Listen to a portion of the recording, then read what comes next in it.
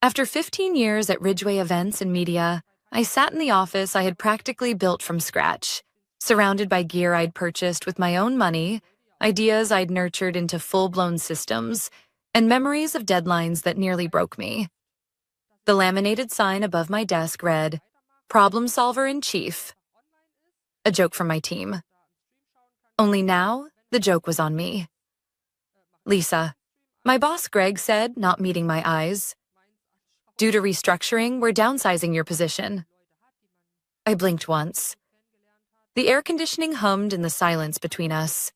He continued, "We're bringing in a new hire, fresh out of university. She'll be trained to handle media, event logistics, and, well, all the things you used to handle." This wasn't just a layoff. This was a replacement, a clean slate, a budget reset, a slap in the face after 15 years of doing 5 jobs for the price of one. "I understand," I said calmly, because I did. Not the logic, but the message. "You're too old, too expensive, too hard to control." Greg exhaled like he was relieved I wasn't making a scene. "You'll need to clear your office by Friday," he added, "and take everything that's yours. You won't be coming back." I smiled slightly. "Of course, I'll take everything that's mine." 15 years ago, I was hired as a media designer. Just that, one role. But when the marketing manager quit, I stepped up. When the events lead had a breakdown during a 500-person conference, I took over. When the AV supplier bailed last minute, I ran to my car, grabbed my own microphones, cables, lights, and got the job done. The company never bothered replacing missing gear, so I kept bringing mine in. Piece by piece, year by year. Camera rigs, light kits, spare cables, soundboards. And every piece had my name written on it, just in case. They always laughed at that detail. That detail would soon become everything. What they didn't know, what they never bothered to notice, was that their entire AV infrastructure, their live streaming setup, their mobile event unit, was mine. Not metaphorically. Literally mine. By Thursday morning, I arrived early, before Greg, before the new girl, before HR, and I started packing. The first few boxes were easy. Labeled hard cases filled with mics, stands, and mixing decks. Then came the modular lights, wireless cams, HDMI extenders. I had every receipt saved in a neatly labeled folder on Google Drive. Then came the crown jewel, the control booth. Greg found me as I was unlocking the door with my own key.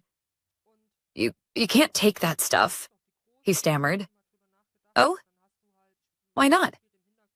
"It's essential to our event setup." I raised an eyebrow. "Yes, it is. That's why I brought it in. Want to see the receipts?" He hesitated, then gestured vaguely behind him. "Well, maybe just leave the booth gear, at least until we train the new girl." I smiled sweetly. "You said I wouldn't be coming back, Greg. I'm just doing exactly what you told me to do." I loaded up my Ford Explorer with help from Tara, one of the only co-workers who still had a soul. With every box we loaded, his face looked more and more like bad lighting at a gala, she whispered. By noon, half the storage closet was empty. Every piece of gear labeled LJ was mine. I knew because I'd labeled it.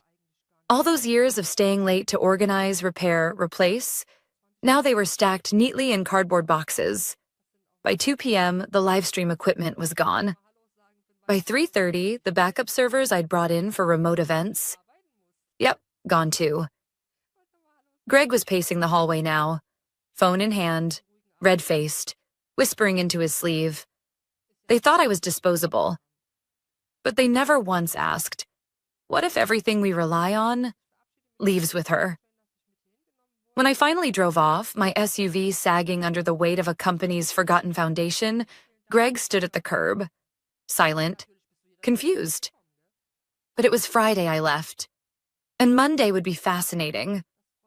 Because on Monday, Ridgeway Events had a high-profile event with over 300 guests, a live broadcast, and multiple feeds across 3 cities. and they no longer had the gear, or the woman who knew how to run it. Friday evening, I drove home with my car packed tighter than a moving truck. Every bump in the road made the lighting kits rattle, the mic stands shift. I glanced in the rearview mirror at the gear that had powered dozens of conferences, charity galas, and corporate launches.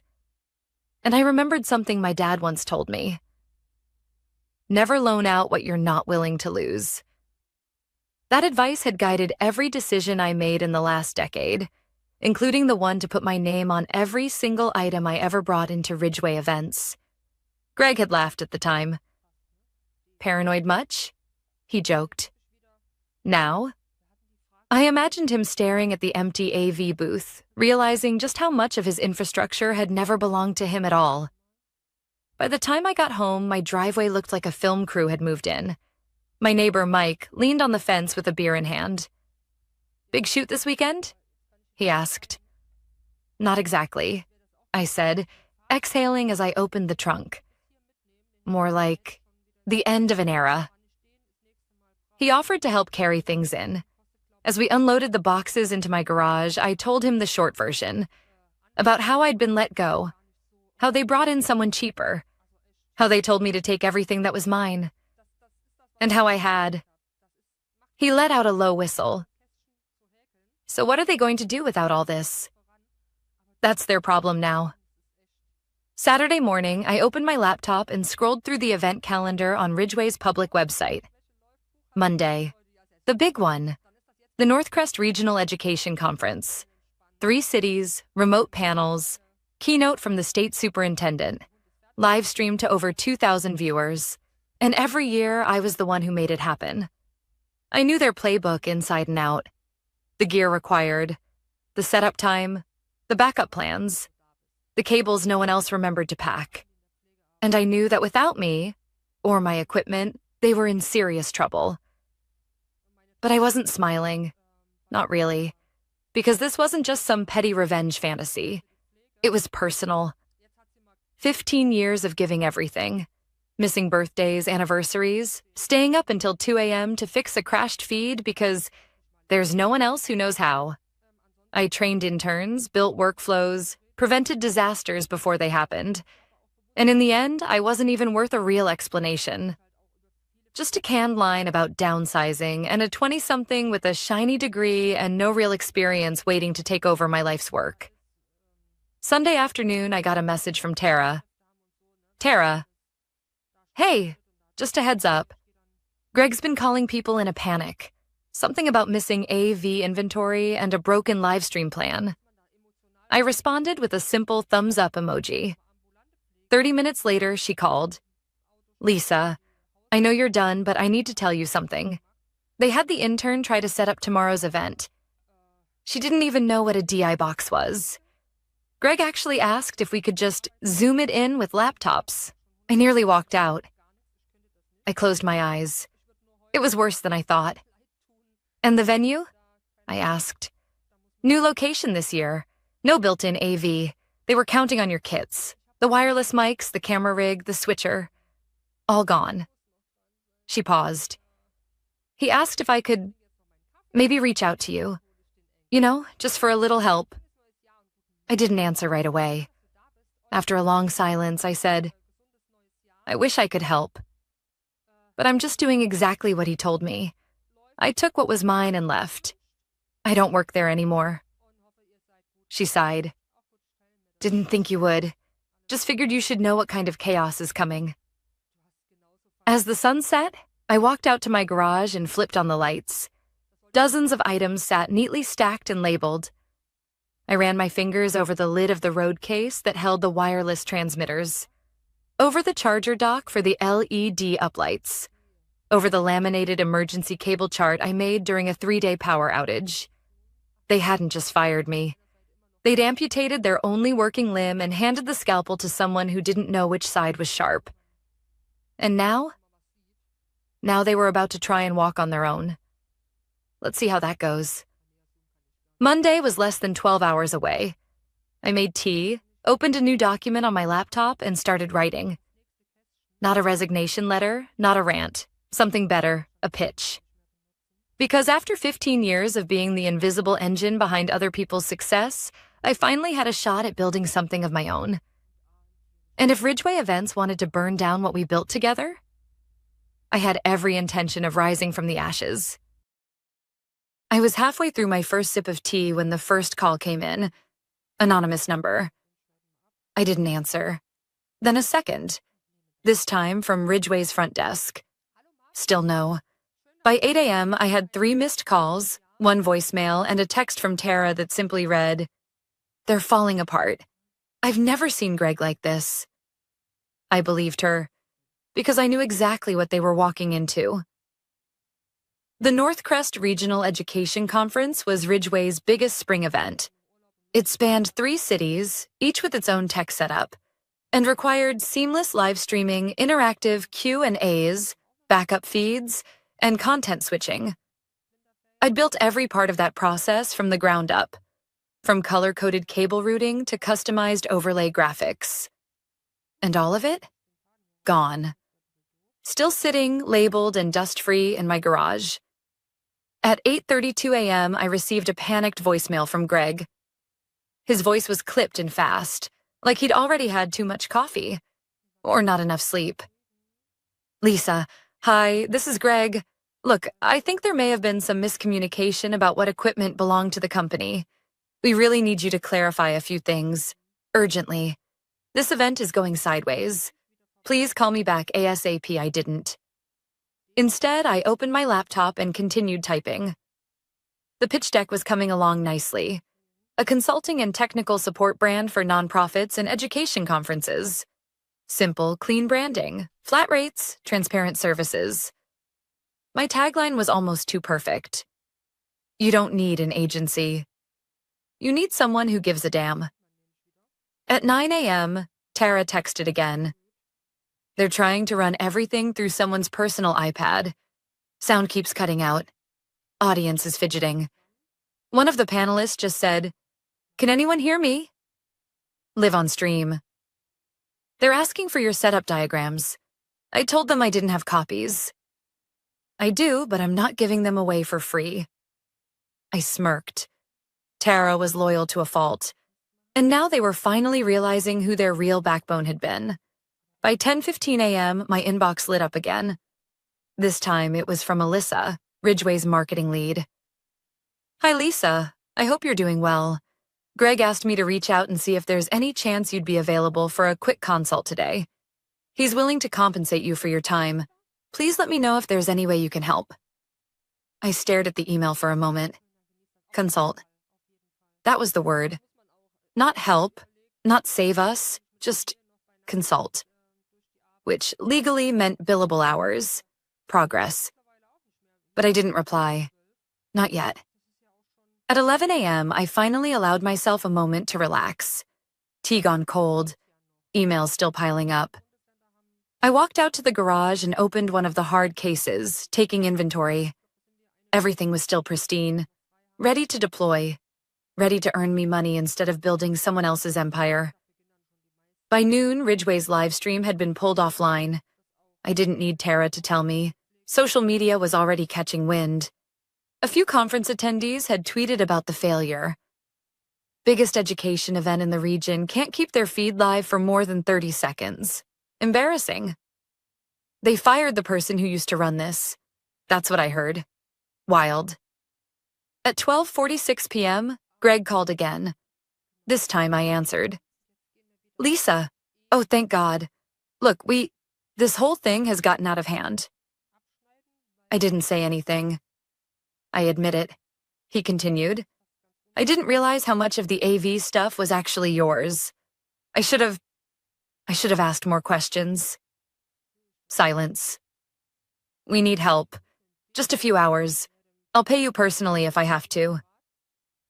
I finally spoke.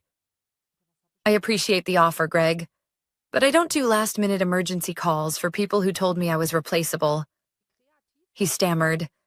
"I never said—" "You didn't need to. You said downsizing. You said, take everything that's yours." "I did. Now you're seeing what I left behind." Silence again. "Lisa, please." I sighed. I'm happy to talk business. Not favors. Business, consulting, contracts, rates, the kind of professional respect I never got when I worked for you. Okay. Can you send over your terms? I already did. What? Check your inbox.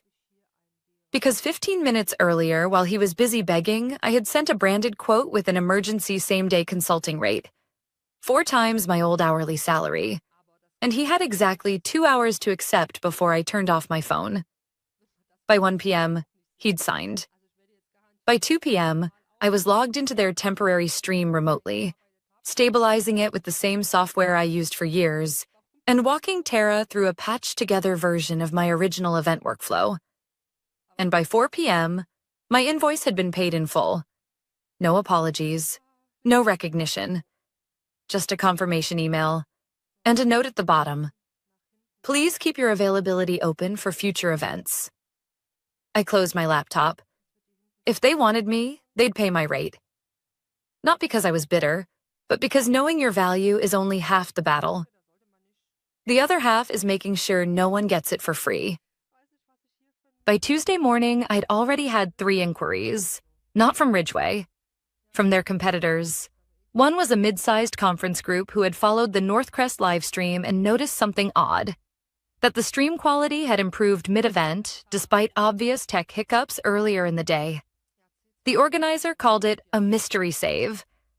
The second was a nonprofit in the education sector. They'd been at the event. Their director pulled me aside during the awkward lunch break and said, "I don't know what happened this morning, but someone fixed it. Was that you?" I simply nodded.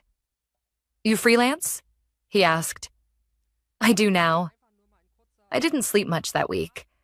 Not because I was stressed, not anymore, but because something inside me had clicked. Something I hadn't felt in years. Momentum. I wasn't just reacting anymore. I was building. Every document I created, every client conversation, every minute spent updating my old logo. It felt like I was finally pouring all those invisible hours into something that was mine. But in the back of my mind, I couldn't stop thinking about how it all started. 15 years, no formal title changes, no bonuses for the overnight fixes, no official acknowledgement when I prevented a major security breach during an international live event.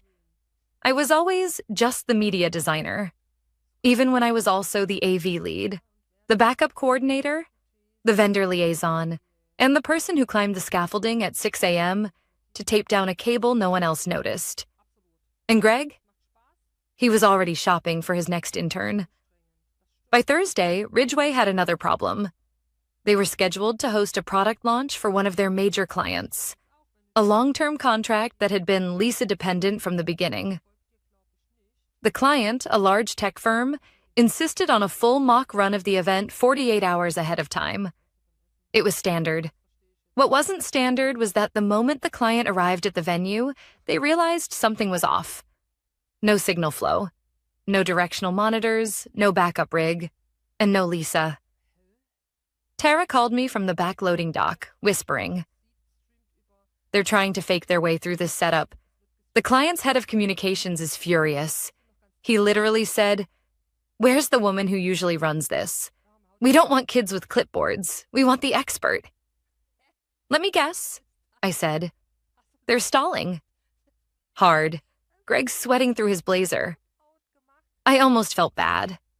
Almost. But then I remembered him sitting across from me just 1 week ago, arms folded, offering a 1-paragraph severance letter and the words, "Take everything that's yours." Now he was learning what that really meant. That evening, I got an email. Not from Ridgeway, but directly from the tech firm's comms director. "Hi, Lisa. I understand you're no longer with Ridgeway Events. A shame, considering every product launch we've done with them was a result of your preparation. Are you available for independent consultation?" That one email changed everything. Within 48 hours, I had signed my first official client under my new business name, LJ Event Systems. And the scope? Full technical consulting for all U.S. product launches for the next 12 months. Custom workflows, Equipment recommendations, live support, optional. My name on the contract. Not hidden in the background. Not borrowed. Mine. By the following Monday, Ridgway's product launch had been downgraded to a static presentation. No live stream, no interactive panel. Just a slideshow and a podium mic that kept cutting out. The tech firm quietly canceled their multi-year event contract later that week. Tara forwarded me the internal memo. Greg blamed resourcing complications and unforeseen staffing transitions. He never once said my name, but I didn't need him to. My name was already appearing in other inboxes, recommended by that same tech firm to 3 of their partner companies, all asking the same thing. Are you available? We're looking for someone reliable. We heard what you did. That Friday, a package arrived on my doorstep. Inside was a small glass plaque. It wasn't flashy, just a single line of engraving. In recognition of everything you held together. Tara. I stood there for a long time, plaque in hand, blinking back tears. Not because I needed validation, but because after so many years of being unseen, it felt like someone had finally noticed. I sent Tara a thank you message. She didn't reply right away. Later, I'd find out she was prepping for her final exit interview. She'd had enough, too. Greg had underestimated the cost of losing me. What he didn't realize yet was that the fallout was just beginning. You can fire the person, but you can't fire the foundation they built out from under you and expect the building to stay standing. By the 3rd week, Ridgway had lost 2 more clients. It wasn't loud or dramatic. There was no scandal or leaked memo, just quiet cancellations one after another. Events postponed indefinitely. Budgets reevaluated. Decision-makers ghosting Greg's follow-up emails. I wasn't celebrating. At least not in the gloating, champagne-popping way you might expect. Because while Ridgway was unraveling, I was drowning in opportunity. Word had gotten around. That woman who saved the Northcrest conference? The one who built Ridgway's entire tech infrastructure on her own dime and walked away with it? Yeah, her. Suddenly, I wasn't just getting interest from clients. I was getting approached by vendors, equipment suppliers, venue managers, people I'd worked alongside for over a decade who finally knew my name. Lisa, if you ever need lighting rigs for your own shows, we'll cut you a great deal. Hey, we've got some beta gear we'd love for you to test, if you're interested. We're short-staffed for the Education Futures Summit. Any chance you'd consult? The irony wasn't lost on me. At Ridgway, I was the person people emailed after they'd talked to everyone else. Now, I was the first name on the list. Tara officially left Ridgway that Wednesday. She didn't make a scene. No farewell speech, just a quiet lunch with 2 other colleagues who had already handed in their notice. They offered me a loyalty bonus to stay. She told me on the phone that evening, her voice dry with sarcasm. Can you believe that? I laughed. Did you take it? Nope. I accepted a job with one of the nonprofit clients you worked with last year. They offered me a better salary, better hours, and they actually asked me what I wanted out of the role. I was proud of her. Not just for leaving, but for finally choosing herself. That was the real revenge, wasn't it? Not watching a company fail, but watching good people finally recognize their worth and walk out on their own terms. On Friday afternoon, I got a call I didn't expect. It was from Naomi Carter, the CFO of Ridgway's parent company. I'd only met her once at a corporate holiday party where she introduced herself politely, then spent the next 20 minutes talking to Greg about quarterly performance indicators while I poured wine for the sponsors. "Lisa, good to speak with you," she said coolly. "Likewise," I replied, keeping my voice neutral. I wanted to follow up regarding the Northcrest recovery and the product launch situation. I waited. She continued, "We've reviewed the recent event outcomes, client losses, and technical issues. It's clear that Ridgway underestimated your role in the infrastructure. That's on us." There was a long pause. "I'd like to offer you a formal consulting retainer," she said. directly through corporate, not Ridgeway. We'd like your support on 3 upcoming projects. Your experience is difficult to replace. It was almost an apology. Almost. But more importantly, it was recognition from the top, the kind that actually meant something. I told her I'd consider it, then emailed her a quote the next morning. My rate, my terms, no discounts, no favors. She agreed within the hour. Meanwhile, Greg wasn't doing so well. Tara had stayed connected to a few people still inside Ridgeway. Word spread that senior leadership had started auditing budgets, client feedback, and project timelines. Apparently, someone had finally asked the right question. How did we let her go without knowing what she was responsible for? According to Tara, Greg's answer had been, "We thought she was just operations." Just operations. The person who built the media systems from scratch. The person who trained every intern, wrote the setup guides, managed every major broadcast Ridgeway had ever delivered. It was laughable.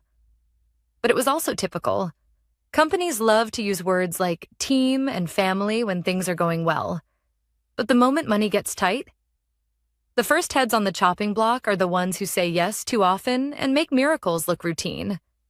By the end of that month, Ridgeway lost its largest annual client, a healthcare group that had contracted them for 10 years straight. I knew the organizer. She sent me a LinkedIn message.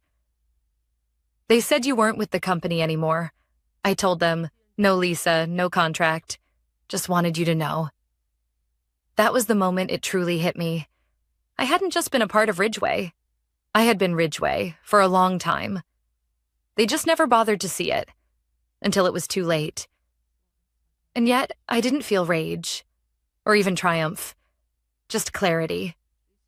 Because when you spend years doing the work of 5 people, constantly proving your value, constantly being told you're lucky to be here, you start to believe it's true. That being needed is the same as being respected. But they're not the same. And now that I had finally drawn that line, I wasn't going back. Not for Ridgeway. Not for anyone. 3 months after I walked out of Ridgeway events, I stood backstage at the Lakeside Civic Auditorium, clipboard in hand, headset snug against my ear, watching a room of 800 people take their seats for the Education Futures Gala. My show. Not Ridgeway's. Not Greg's. Mine. LJ Event Systems had landed its 5th contract in just 8 weeks. Our calendar was booked through the fall. I had hired 2 part-time AV techs and a virtual assistant. I wasn't just busy. I was finally in control. Camera 2, stand by, I said into the mic. We're live in 3, 2. The live stream began without a hitch. Smooth, polished, precise. The way it always was. Only now the credit wasn't going to someone else. Later that night, as the applause faded and the audience filed out, I checked my email for any post-event feedback.